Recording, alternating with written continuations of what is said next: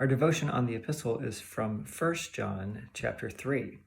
Now, we're probably all familiar with John 3:16, where Jesus says, "For God so loved the world that he gave his only Son, that whoever believes in him should not perish, but have eternal life."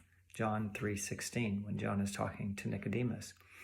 And I find it rather serendipitous that John 3:16 connects so well to 1 John 3:16, the same guy writing, and the numbers just work out this way. But here in 1 John 3:16 through 18, John is talking about putting that love into action. Just as God has demonstrated his love for us in action by sending his Son Jesus to live and to die and to rise again for us, so we, in response to God's love, act in love toward our neighbor. And that love is not just with words, but it is with action and in truth. And so when we see our neighbor in need, we love them with our actions.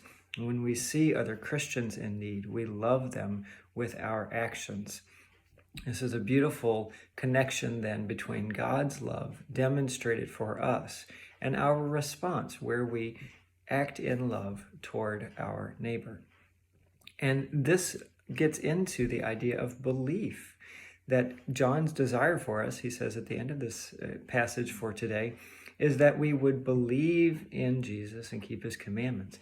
And that's exactly what Jesus was saying to Nicodemus in John 3:16, that we're called to believe, to see God's loving action for us, to believe in it, to know it, and then in response to that, by faith, to act in love toward our neighbor.